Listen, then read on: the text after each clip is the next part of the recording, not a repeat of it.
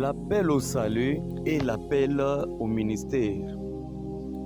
C'est seulement dans cette génération que vous allez écouter les gens dire « Le Seigneur m'a appelé à le servir ».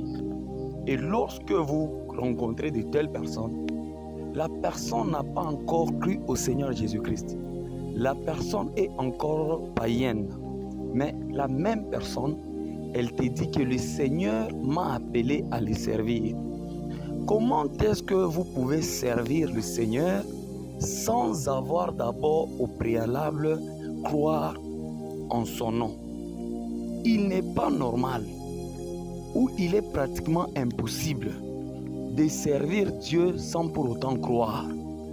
Dieu ne nous appelle pas d'abord à les servir, Dieu nous appelle d'abord à les connaître. Dieu nous appelle d'abord à être sauvés. Avant de penser à servir le Seigneur, vous devez au préalable songer à votre salut. Dans cette génération, nous avons des gens qui ne s'inquiètent pas de leur salut.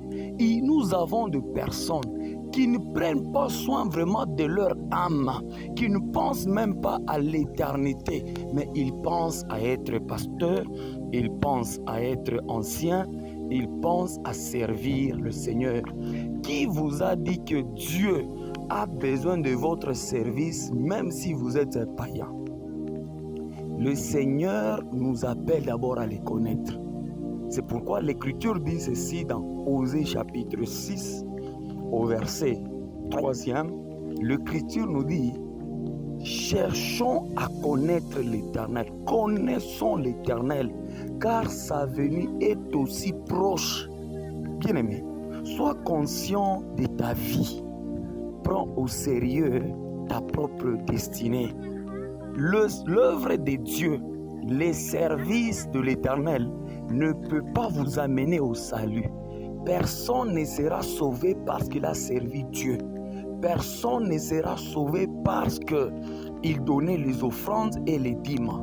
Personne ne sera sauvé sans passer par la vie de la croix, sans passer par la croix, sans donner totalement sa vie à Christ. Parce qu'après avoir cru au Seigneur Jésus-Christ, vous devez vous donner maintenant vous-même à Dieu.